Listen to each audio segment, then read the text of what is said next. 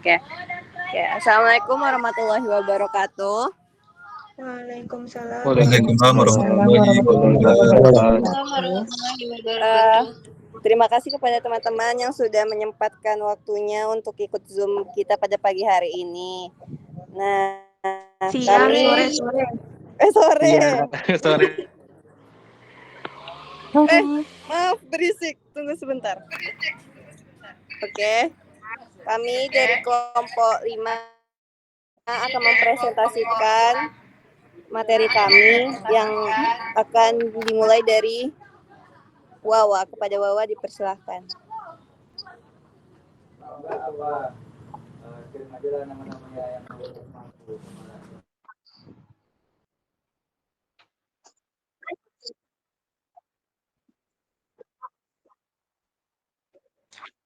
Wawa.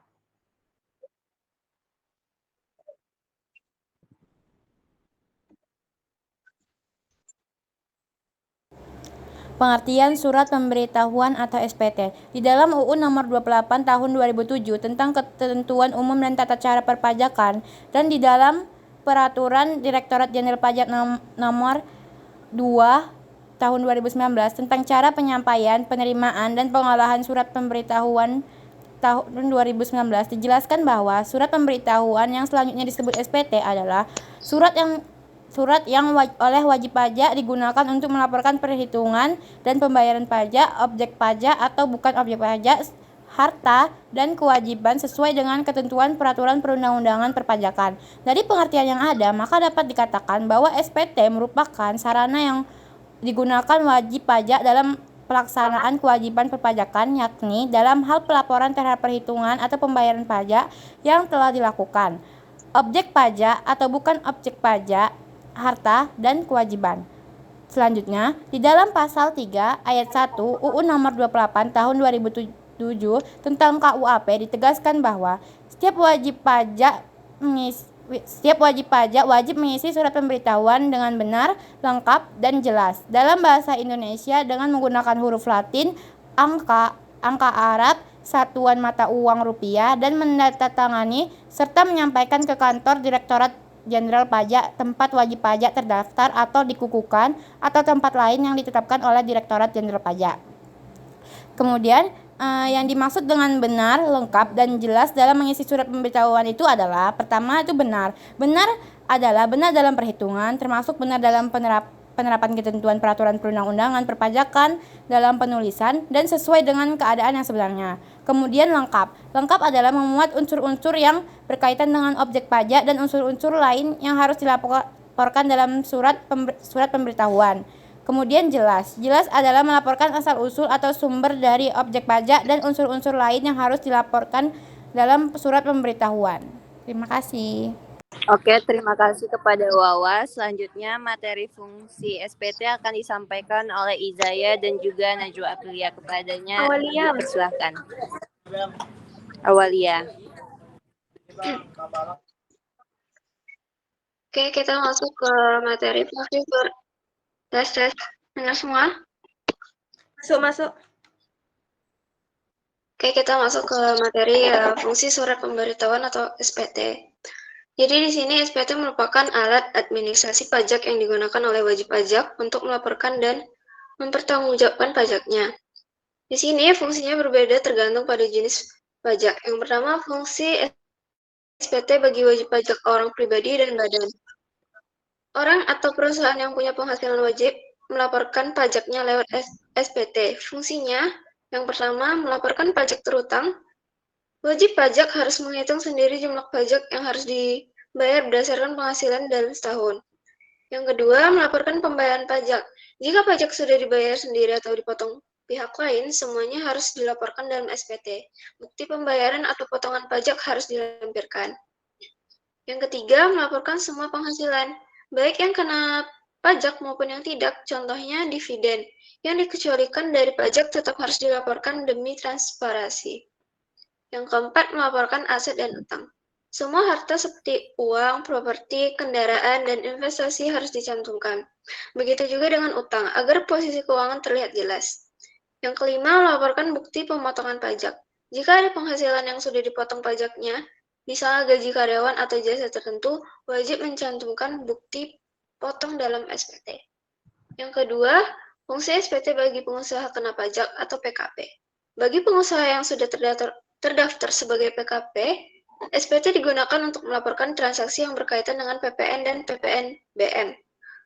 Di sini fungsinya melaporkan jumlah PPN dan PPNBM. PKP harus menghitung sendiri pajak yang dikenakan atas penjualan barang atau jasa dan mencantumkannya dalam laporan. Yang kedua, melaporkan pengkreditan pajak. Jika PKP membayar PPN saat membeli barang atau jasa, pajak ini bisa dikreditkan terhadap pajak keluaran. Jika pajak masukan lebih besar dari pajak keluaran, bisa diajukan restitusi atau kompensasi. Yang ketiga, melaporkan pembayaran pajak. Semua pembayaran atau pelunasan PPN dan PPNBM dalam satu periode pajak harus dilaporkan. Yang keempat, memastikan kepatuhan pajak. Jika PKP tidak melaporkan SPT dengan benar, bisa dikenakan sanksi administratif atau denda. Jadi, inti dari fungsi SPT dalam perpajakan bisa lebih mudah memenuhi kebijakan pajak dan menghindari masalah di kemudian hari. Selanjutnya, dilanjutkan oleh rekan saya, Izaya. Baik, fungsi SPT yang ketiga yaitu bagi pemotong atau pemungut pajak. Nah, ada beberapa entitas atau individu yang memiliki kewajiban untuk memotong atau memungut pajak dari pihak lain. Contohnya, perusahaan yang memotong PPh 21 untuk karyawan atau pemerintah yang memungut PPh 22 atas impor. Nah, adapun fungsi SPT dalam bagi pemotong atau pemungut pajak itu meliputi yang pertama, melaporkan dan mempertanggungjawabkan pajak yang telah dipotong atau dipungut. Perusahaan atau lembaga yang bertindak sebagai pemotong pajak wajib melaporkan seluruh pajak yang telah dipotong atau dipungut dari pihak lain. Contohnya, perusahaan yang membayar gaji karyawan harus melaporkan pemotongan PPh pasal 21 dalam SPT masa PPh 21. Yang kedua, melaporkan setoran pajak ke kas negara. Pemotong pajak wajib memberikan bukti potong kepada karyawan atau pihak lain yang dipotong pajaknya, yang nantinya digunakan oleh mereka untuk pelaporan SPT pribadi ataupun badan. Yang ketiga, melaporkan setoran pajak ke kas negara. Setiap pajak yang telah dipotong atau dipungut harus disetorkan ke kas negara dan dilaporkan dalam SPT masa sesuai jadwal yang ditetapkan. Nah, jadi secara keseluruhan, SPT memiliki peran yang sangat penting dalam sistem perpajakan. Sebagai alat utama dalam pengawasan dan kepatuhan pajak, SPT memastikan bahwa setiap wajib pajak memenuhi kewajiban perpajakannya dengan benar. Selain itu, SPT mendukung transparansi dan akuntabilitas keuangan dengan mewajibkan pelaporan seluruh penghasilan, harta, dan kewajiban wajib pajak. Hal ini membantu menciptakan sistem perpajakan yang lebih adil dan dapat dipercaya. Selain itu, SPT memastikan kekuatan perhitungan pajak sehingga dapat menghindari kekurangan atau kelebihan pembayaran pajak. Dengan demikian, proses administrasi perpajakan menjadi lebih efisien, baik bagi wajib pajak, pemotong pajak, maupun otoritas pajak dalam mengelola kepatuhan perpajakan. Oleh karena itu, SPT tidak hanya sekedar kewajiban administratif, tetapi juga merupakan bentuk kontribusi nyata dan dari wajib pajak dalam mendukung pembangunan negara. Saya serahkan kepada moderator.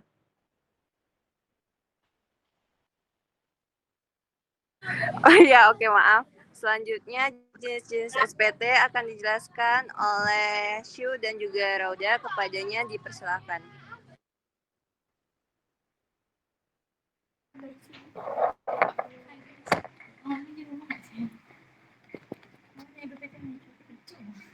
Ya, jadi kita masuk ke materi yang ketiga, yaitu tentang SPT masa. Nah, SPT masa ini adalah surat pemberitahuan yang digunakan oleh wajib pajak untuk melaporkan pihak yang dipotong, dipungut, atau yang harus dibayar sendiri dalam periode masa pajak tertentu. Biasanya itu bulanan kalau masa ini. Beda dengan SPT tahunan yang bakal dijelaskan nanti sama rekan saya. Nah, kita masuk ke jenis SPT masa. Yang pertama itu ada PPh. Next.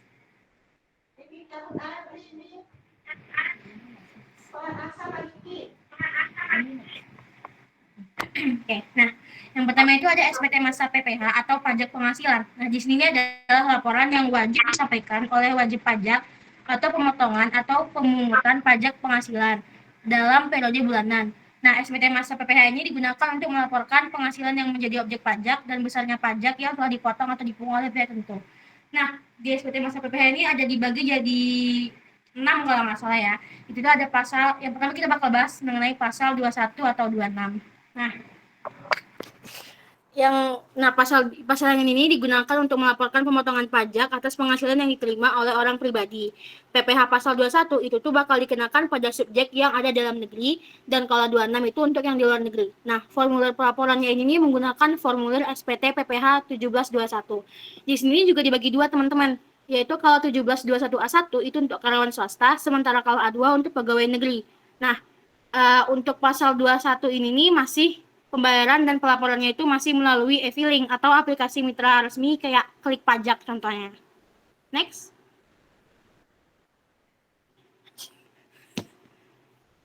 Nah, yang selanjutnya itu adalah pasal 22, di mana ini digunakan untuk melaporkan pemungutan pajak dari kegiatan ekspor, impor, ataupun perdagangan tertentu. Formulirnya ini memakai formulir SPT masa PPh pasal 22. Nah, batas pembayarannya ini paling lambat tuh hari berikutnya setelah pemungutan, dan batas pelaporannya adalah hari kerja terakhir di minggu berikutnya.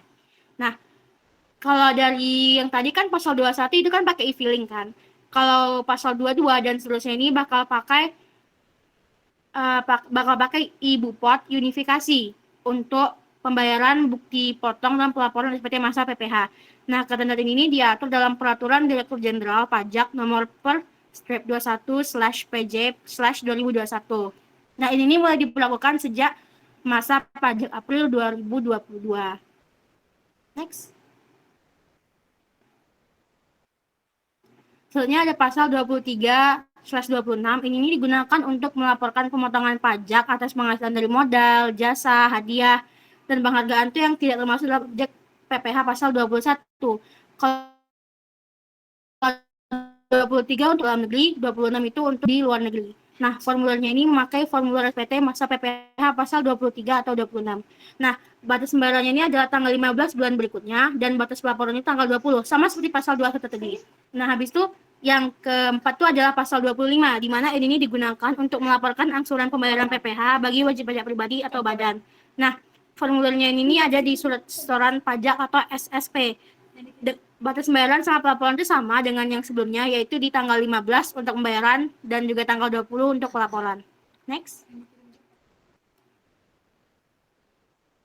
Nah, habis itu ada pasal 4 ayat 2. Di sini ini digunakan untuk melaporkan pembayaran PPh final atas penghasilan tertentu.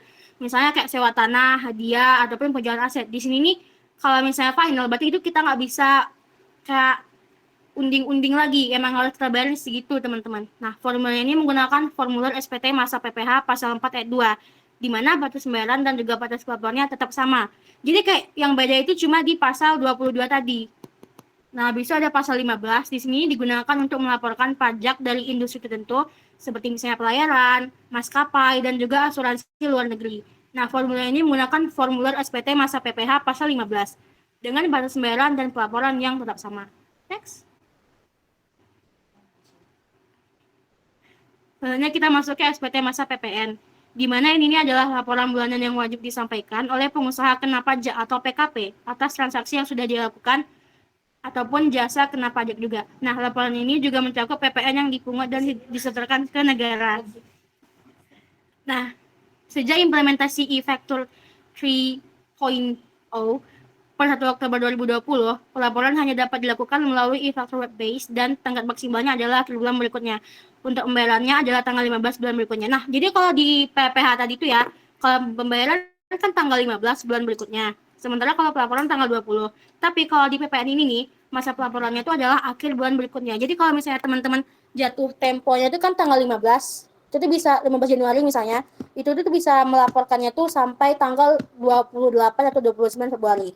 Nah, di SPT masa PPN ini ada 3 pembagian. Yang pertama itu ada untuk PPN dan PPNBM. Nah, ini digunakan untuk melaporkan transaksi barang kena pajak atau BKP dan pajak penjualan atas barang mewah. Nah, formulir ini menggunakan formulir SPT masa PPN 111. Next. Nah, habis itu ada PKP atau pengusaha kena pajak, pedagang eceran, dan nilai lain. Ini digunakan untuk transaksi yang dilakukan oleh PKP, pedagang eceran. Nah, ini formulir itu menggunakan formulir SPT masa PPN 1111DM. Nah, di sini nih bisa pakai cara unggul gitu loh teman-teman, yang ada dijelaskan di makalah juga. Nah, habis yang ketiga ada SPT masa PPN bagi para pemungut. Ini digunakan oleh para pihak yang ditunjuk sebagai pemungut PPN.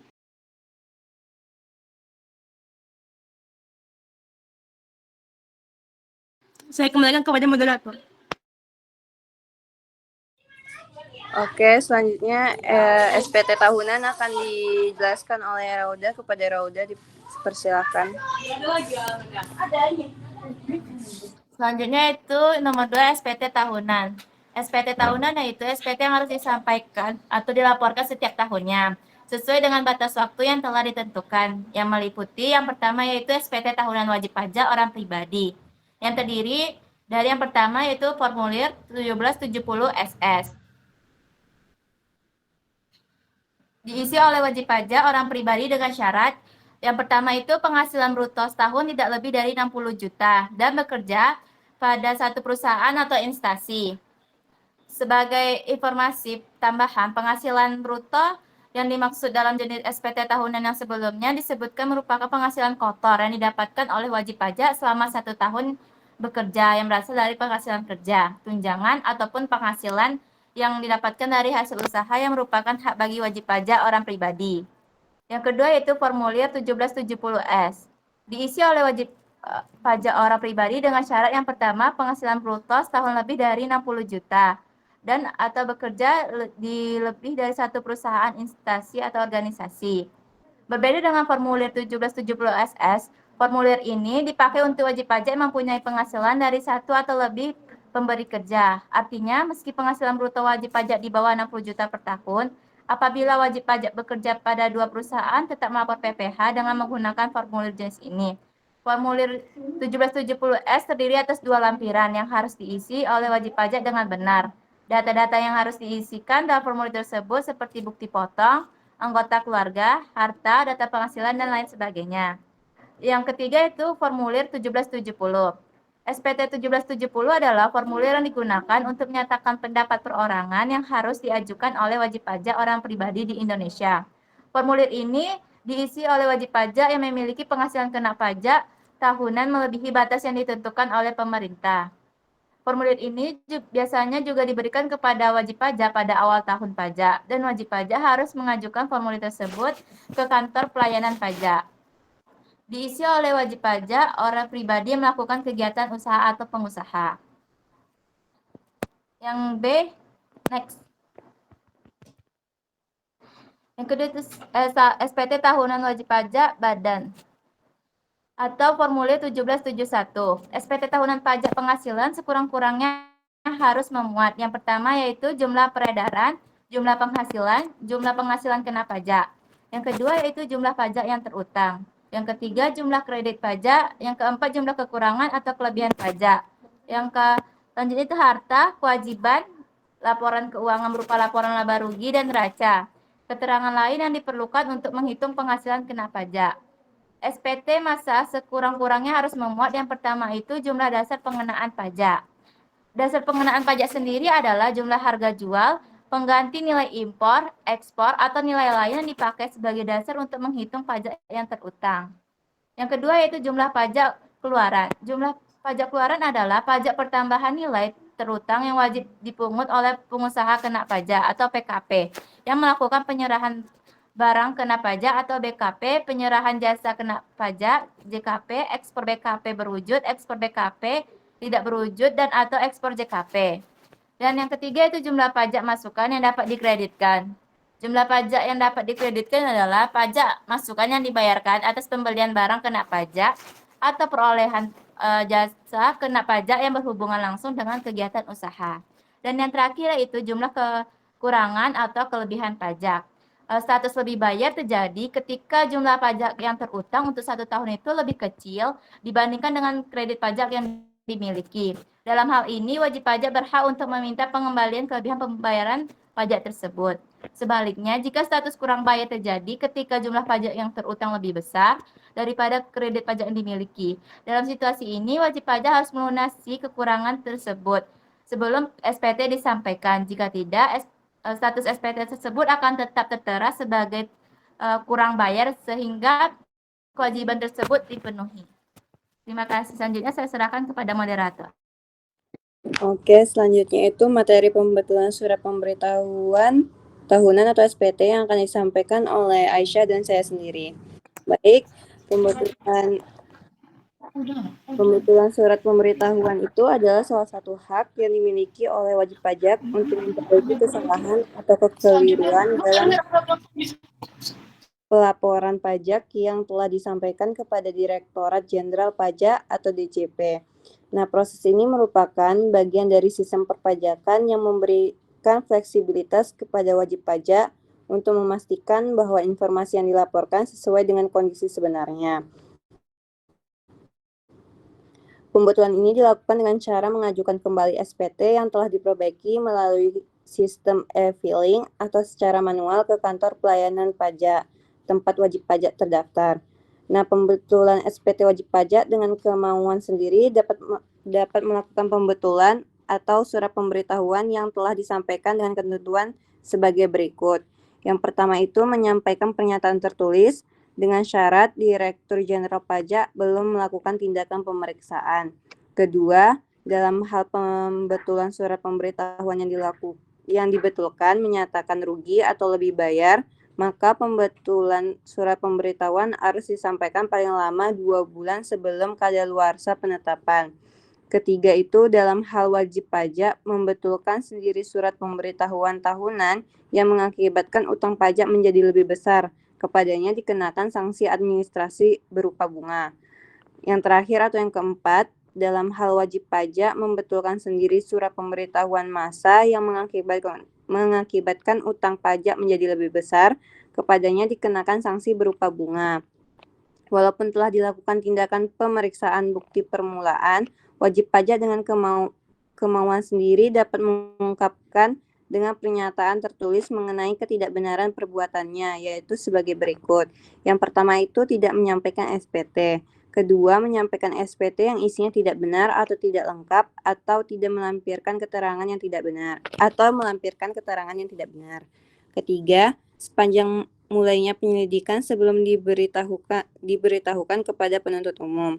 Yang keempat, melalui penyidik pejabat polisi negara Republik Indonesia disertai dengan pelunasan kekurangan pembayaran jumlah pajak yang sebenarnya terutang beserta sanksi administrasi berupa denda. Nah, menurut pasal 8 ayat 1, next, Zai.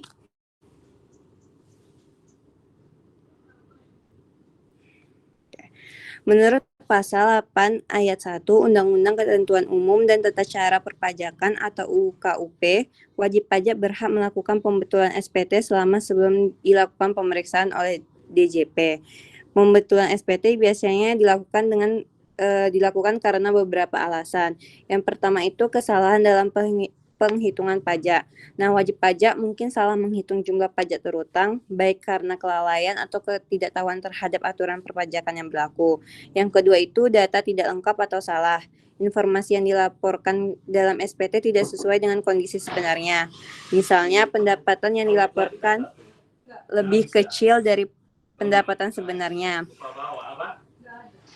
Ketiga, perubahan. Mohon maaf ya guys, berisik. Yang ketiga itu perubahan kondisi keuangan. Setelah pelaporan SPT, wajib pajak mungkin menemukan dokumen atau bukti pendukung baru yang menunjukkan adanya perubahan kondisi keuangan. Yang keempat itu kekeliruan teknis. Kesalahan teknis seperti salah input data pada sistem e-filing dapat menjadi salah satu alasan untuk melakukan pembetulan. Nah, dasar hukum pembetulan SPT diatur dalam beberapa peraturan perundang-undangan, antara lain yang pertama itu Undang-Undang Nomor 7 Tahun 2021 tentang harmonisasi peraturan perpajakan atau UU HPP. Nah, UU ini mengatur hak dan kewajiban wajib pajak terkait pelaporan dan pembetulan SPT. Yang kedua itu Undang-Undang Nomor 6 Tahun 1983 tentang Ketentuan Umum dan Tata Cara Perpajakan atau UU KUP sebagaimana telah diubah beberapa kali. Nah, undang-undang ini memberikan hak kepada wajib pajak untuk melakukan pembetulan atas kemauan sendiri selama belum ada pemeriksaan dari DJP. Yang terakhir, yaitu Peraturan Direktur Jenderal Pajak Nomor PER strip 02 garis miring PJ garis miring 2019 mengatur tata cara pelaporan dan pembentukan SPT melalui sistem elektronik. Nah, selanjutnya materinya akan dilanjutkan oleh rekan saya. Kepada Aisyah dipersilahkan. Baik, izin melanjutkan.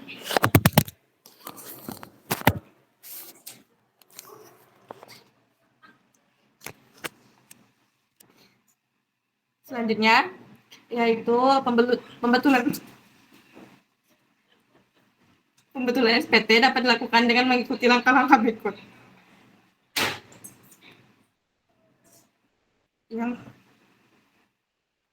Yang pertama, identifikasi kesalahan. Wajib pajak harus terlebih dahulu mengidentifikasi kesalahan atau kekeliruan dalam laporan SPT sebelumnya.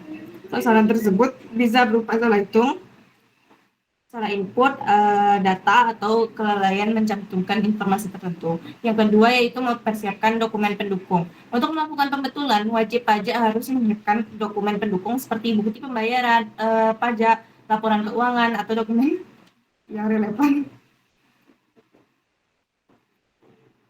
Yang ketiga, login ke DJP online.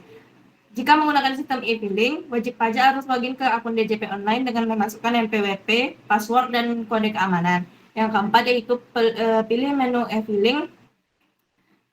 Setelah login, pilih menu e-filing dan klik opsi buat SPT. Pada bagian status SPT, pilih jenis pembetulan, misalnya pembetulan pertama. Yang kelima itu perbaiki data. Lakukan perbaikan pada data yang diketahui keliru sesuai dengan dokumen pendukung yang telah disiapkan.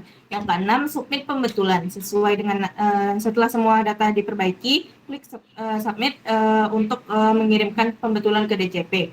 Yang ketujuh, cetak bukti pelaporan. Setelah berhasil mengirimkan pembetulan, cetak bukti pelaporan sebagai arsip pribadi.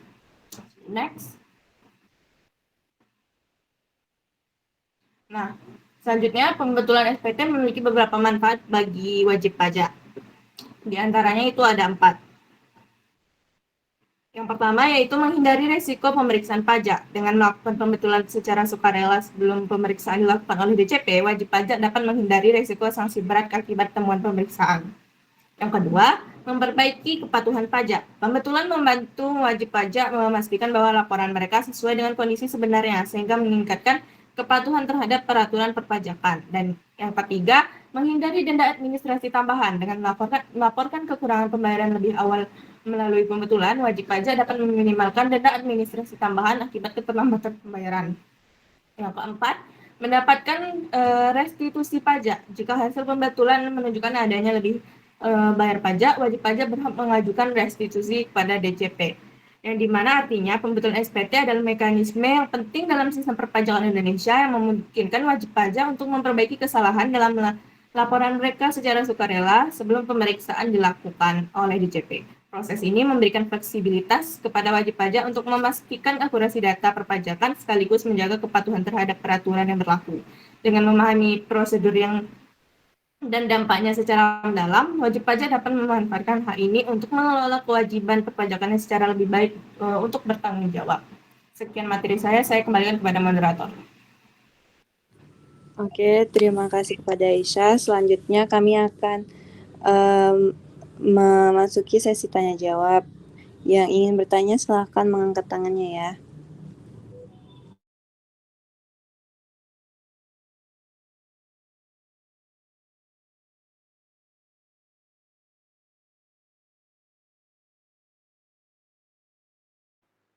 Teman-teman mungkin yang mau bertanya, kita mulai dari kelompok 1.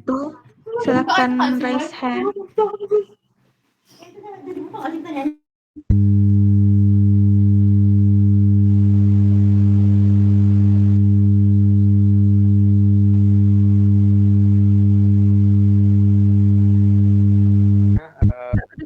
Kelompok 2. Oh, ada ya?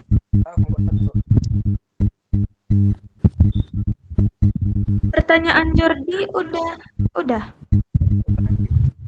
Rahman Jordi kalau mau bertanya silahkan. mengurangi secara menyeluruh dari kelompok 1 dengan bertanya, bagaimana penerapan teknologi seperti e-filing itu dapat mengurangi kesalahan administrasi dalam pelaporan SPT. Terima kasih. Oke, terima kasih kepada Jordi. Selanjutnya kelompok 2. Saya Raditya dari kelompok 2 ingin bertanya, Ya. mengapa pembetulan SPT hanya dapat dilakukan sebelum pemeriksaan oleh Direktorat Jenderal Pajak? Apakah ketentuan ini adil bagi wajib pajak yang mungkin menemukan kesalahan setelah pemeriksaan dimulai? Terima kasih. Oke, terima kasih. Selanjutnya kelompok 3.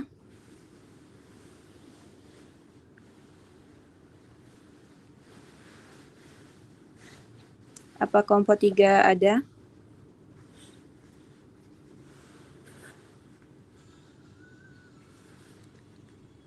Dilanjut aja kelompok 4.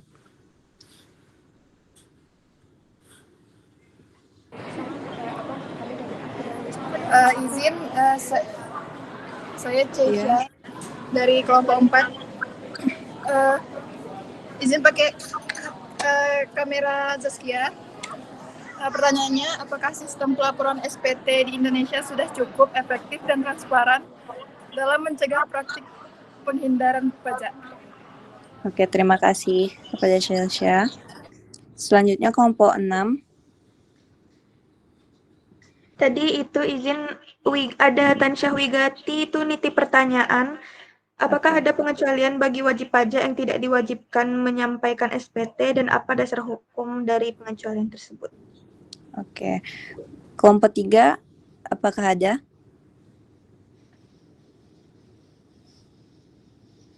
Kelompok 3 mungkin boleh perwakilannya Iya.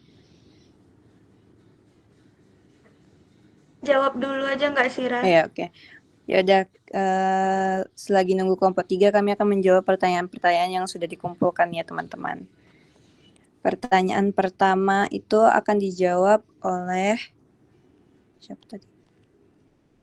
Mana dia? Najwa. Najwa ya. Ya, kepada Najwa, please persilahkan. Rauda yang jawab ya. Oh, Rauda. Oke. Jordi, bagaimana penerapan teknologi seperti e-filing dapat mengurangi kesalahan administrasi dalam pelaporan SPT? Penerapan teknologi seperti e-filing ini dapat mengurangi kesalahan administrasi dalam pelaporan SPT itu melalui berbagai cara. Sistem e-filing ini dilengkapi dengan validasi otomatis yang memeriksa data yang dimasukkan oleh wajib pajak, sehingga kesalahan seperti pengisian NPWP itu yang tidak sesuai atau perhitungan pajak yang salah dapat terdeteksi sebelum pelaporan itu selesai.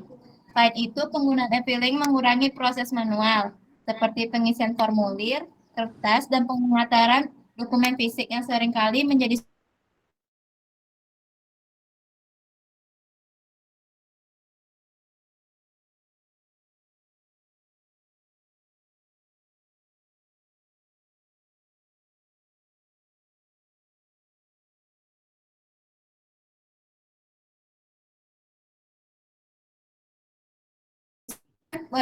bahwa wajib pajak menggunakan informasi terkini saat melaporkan SPT mereka. Direktorat Jenderal Pajak turut menyediakan panduan dan dukungan teknis untuk membantu wajib pajak memahami bagaimana cara menggunakan sistem ini dengan benar.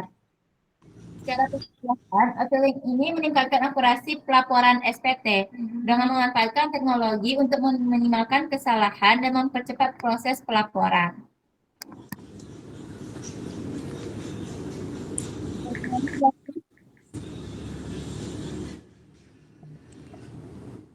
Oke. Oke, pertanyaan selanjutnya mungkin Aisyah, silakan jawab.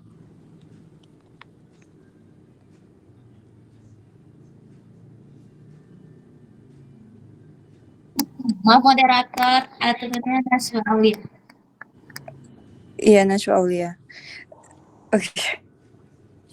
Selanjutnya Aisyah, silakan menjawab pertanyaan.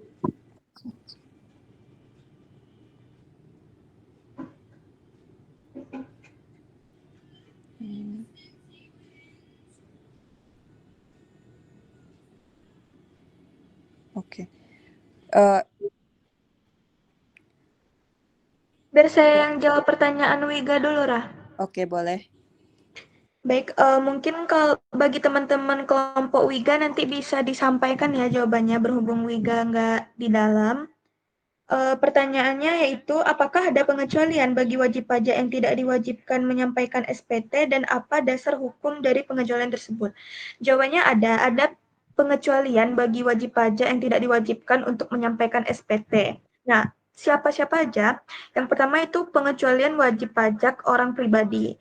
Jadi, kalau bagi orang pribadi itu ada beberapa kriteria yang nggak wajib lapor pajak. Yang pertama, bagi orang-orang yang penghasilannya itu di bawah penghasilan tidak kena pajak atau PTKP. Jadi wajib pajak orang pribadi yang menerima atau memperoleh penghasilan di bawah PTKP ini dikecualikan dari kewajiban untuk menyampaikan SPT tahunan pajak penghasilan atau PPH. Adapun dasar hukumnya yaitu pasal 3 ayat 8 Undang-Undang Ketentuan Umum dan Tata Cara Perpajakan atau UU KUP. Yang kedua, orang-orang yang tidak menjalankan kegiatan usaha atau pekerjaannya itu bebas. Jadi wajib pajak orang pribadi yang tidak menjalankan kegiatan usaha atau tidak melakukan pekerjaan bebas juga dikecualikan dari kewajiban menyampaikan SPT. Yang ketiga itu wajib pajak non-efektif atau NE. Wajib pajak yang berstatus non-efektif tidak wajib menyampaikan SPT. Status non-efektif ini diberikan kepada wajib pajak yang memenuhi kriteria tertentu seperti wajib pajak dengan penghasilan di bawah PTKP tadi, dan pengusaha yang sudah berhenti melakukan kegiatan usaha, pekerja yang sudah tidak bekerja dan tidak memiliki penghasilan, terus pensiunan yang tidak lagi memiliki penghasilan, dan dasar hukumnya itu Peraturan Direktur Jenderal Pajak Nomor per 04/PJ/2020 dan juga diatur dalam PMK 81/2022. Adapun dan pengecualian lain-lainnya. Selain itu, terdapat beberapa jenis pajak yang dibebaskan dalam pelaporan SPT nihil, yaitu PPh pasal 21 atau 26, PPh pasal 25, PPN 1107 PUT, dan dasar hukumnya itu PMK nomor 9/PMK/0.3/2018. Saya kembalikan ke moderator. Oke, selanjutnya Nashwa.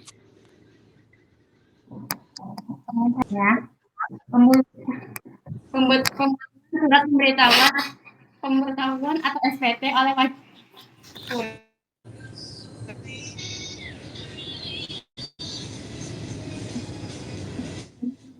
Direktorat Jenderal Pajak atau DJP. Ketentuan ini diterapkan untuk menjaga keadilan dan integritas dalam sistem perpajakan. Alasannya, jika pembuatan SPT diizinkan setelah pemeriksaan dimulai, ada risiko penyalahgunaan. Wajib pajak untuk memperbaiki kesalahan yang sebenarnya sudah seharusnya dilaporkan sejak awal. Hal ini tentu berpotensi merugikan karena wajib pajak bisa menghindari kesalahan yang ditemukan. Selain itu, batas waktu pembuktian sebelum pemeriksaan juga memberikan kepastian hukum bagi semua pihak. Wajib pajak itu lebih teliti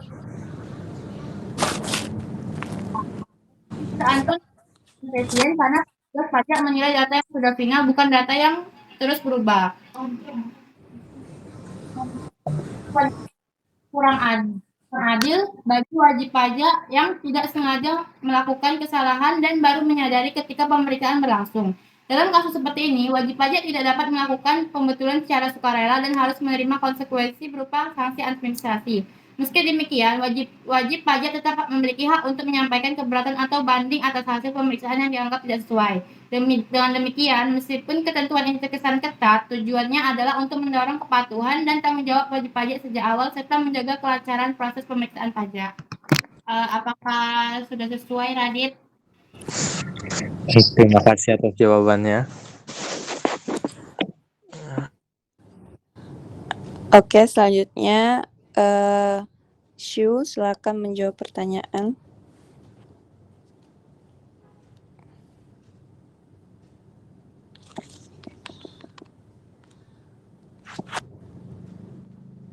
Shu?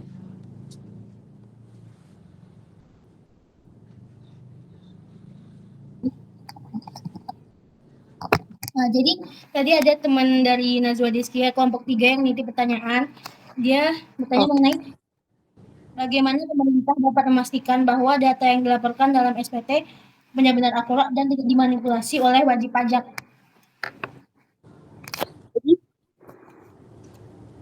Nah, kalau misalnya ya untuk memastikan bahwa data yang dilaporkan dalam SPT itu benar-benar akurat dan tidak dimanipulasi itu, maka pemerintah itu perlu menerapkan berbagai strategi yang sangat mendukung.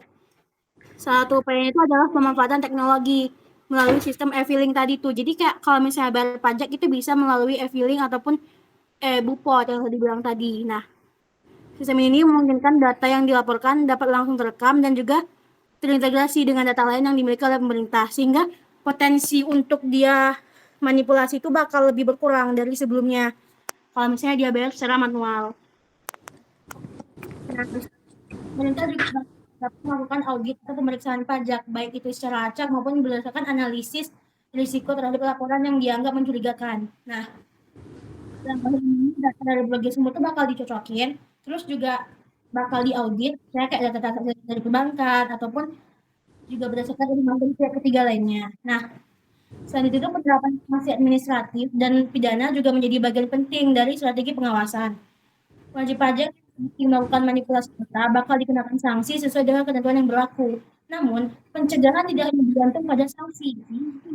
Pemerintah juga selain menerapkan sanksi, mereka juga harus mengedukasi masyarakat bahwa pentingnya pelaporan pajak ini untuk tidak dimanipulasi dan juga harus melakukannya dengan benar gitu. Nah, dengan pemahaman itu tentang peran pajak dalam pengelolaan negara, diharapkan tingkat kepatuhan wajib pajak bagi para subjeknya ini bakal lebih meningkat. Jadi mereka tuh nggak ada kepikiran untuk memanipulasi data yang bakal harus mereka bayar. Sampai itu pemerintah juga bisa memperbarui sistem pembayaran pajak ini nih. Jadi kayak e-filing itu harus bakal lebih diupdate lagi untuk kedepannya. Nah, Iya Kak, nggak apa-apa Kak. Iya Kak. Itu tuh adalah berbagai cara pemerintah supaya dapat memastikan bahwa data dalam SPT yang dilaporkan akurat dan sesuai dengan fakta. Meskipun nggak sepenuhnya tuh bisa menghilangkan risiko, tapi setidaknya itu tuh bisa meminimalisir terjadinya manipulasi data dalam sebuah SPT. Apakah ada Najwa Deskia ataupun kelompok 3 lainnya? Nanti bisa disampaikan ya ke Najwa Deskianya. Saya kembalikan pada moderator. Oke, baik. Kepada kelompok 3 mungkin bisa menyampaikan jawaban dari pertanyaan Najwa ya. Oke, selanjutnya pertanyaan terakhir akan dijawab oleh Aisyah. Kepada Aisyah dipersilahkan.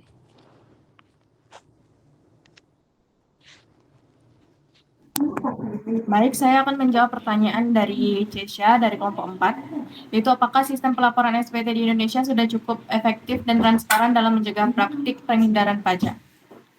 Jawabannya yaitu sistem pelaporan SPT di Indonesia sudah lebih baik dengan digitalisasi, yaitu e-filing, DJP online, dan integrasi data yang meningkatkan kepatuhan dan transparansi. Namun, praktik penghindaran pajak masih terjadi karena keterbatasan sumber daya, juga kompleksitas regulasi dan kurangnya kesadaran wajib pajak. Hal ini perlu terus ditingkatkan untuk menjadi lebih efektif. Bagaimana jawabannya dari Cesha? Oke, baik. Terima kasih. Terima kasih. Saya kembali kepada moderator. Oke, sudah selesai sesi tanya jawab dari kelompok 5. Maka berakhirlah sesi presentasi kami hari ini. Terima kasih kepada teman-teman yang sudah menyempatkan waktunya untuk menghadiri Zoom kita hari ini. Saya Aura Islami mengucapkan Assalamualaikum warahmatullahi wabarakatuh. Waalaikumsalam. Waalaikumsalam warahmatullahi wabarakatuh. Terima kasih ya guys. Boleh keluar ya.